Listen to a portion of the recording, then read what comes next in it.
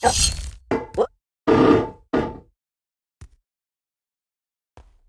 no feeling more intense than starting over. If you've broken your Scratch project moments after you've shared it, as I have, or you spent hours working on a project only to notice too late that one of your sprites has unexplainably gone missing. If you've made use of that difficult-to-name thing of thing block within the sensing category, amazingly useful but capable, due to a Scratch bug, of leaving you crying as it dumps all your scripts in one big unordered heap. If you've made real progress coding a game over the course of the week, only to come back the next day to discover you weren't even logged in, nothing has been saving.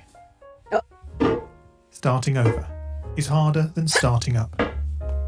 If you're not ready for that, like if you've already had a bad day at school, then what you're about to go through may be too much. Feel free to go away and come back.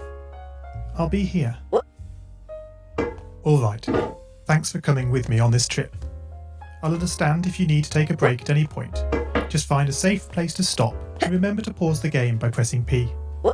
On Scratch you can find loads of remixed or reimagined recreations of existing games. And with good reason.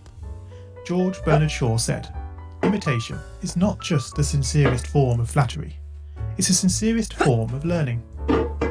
This game is a recreation of a game that came out in 2017, titled Getting Over It with Bennett Foddy. That game in turn was a homage to a free game that came out in 2002. Both games involved dragging yourself, using a hammer, up a mountain assembled from assets and objects sourced from many other games. It seems appropriate then that, when trying to recreate Getting Over It in Scratch, that we should construct our mountain from the same assets used in literally millions of Scratch projects, the unmistakable contents of the Scratch costume library. Unlike Unity or Unreal, Scratch does not provide you with a built-in physics or 3D rendering engine. There's no state-of-the-art debugger, you can't even pause your scripts. We are forced to program old school. Our experience capped at 30 frames per second on a 480 by 360 pixel stage. But these very restrictions force us to experiment, to think out of the box, to grow as developers as we become masters of all things Scratch. And let's not forget, what we lack in technology, we make up for in community. This fantastic bunch of budding software engineers, building, learning, creating, playing, remixing, as diverse a group of people as the very Scratch assets we now so skillfully attempt to ascend. The act of climbing, in the digital world or in the real world, has certain essential properties that give the game its flavour. No amount of forward progress is guaranteed. When you start Getting Over It, you're standing next to a dead tree, which blocks the way to the entire rest of the game. You prod and poke at it, exploring the limits of your reach and strength, trying to find a way up. When starting a new Scratch project, that initial blank slate is both refreshing and at times a little scary. Wouldn't it be great if we could travel forward in time and review our finished projects to see how well they turned out? I certainly wish we could. The real draw of coding, what gives it that special zing, is the challenge of accomplishing something you've never done before. At this point, you don't want to fall into the trap of rushing into creating loads of content, designing all the levels, the player costumes, all the easier stuff that can be perfected later. No, before all that, you need to prod and poke that tree. That is, understanding the coding difficulties you're expecting to face, and try out any ideas to solve them.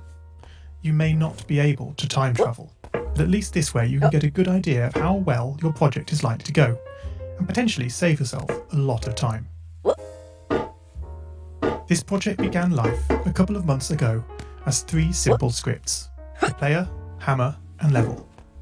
I spent no time on the art, just using ScratchCat and a few rectangles drawn in the sprite editor. The scripts for the player quickly mocked up in a similar fashion to those I teach on my YouTube channel. With the hammer I had to improvise, because I'd never done anything quite like that before, and boy did I prod and poke at those scripts. What I had imagined and the results I was achieving were hard to reconcile. The hammer and the player sprites would get stuck in the walls and ground, shake and jiggle and clip up to the top of the screen. Worst of all, when I tried the bread and butter action of lifting the player up upon the hammer, any tiny movement would throw the player into a crazy up and down motion as if bouncing upon a possessed pogo stick. Things don't always turn out as you want them to. and sometimes it's good to take a break.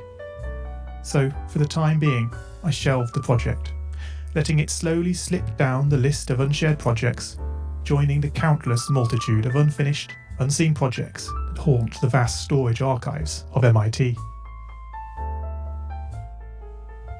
Have you, as you've been playing this game, stopped to wonder how you can balance on a hammer that is held out to one side? It feels quite natural in game, but try it in the real world, and you'll not get your feet off the ground. No, this game is bending the rules of physics. Although I was not actively working on the project, the desire to code the game and solve the initial problems constantly played on my mind. Finally, I decided to give it another go.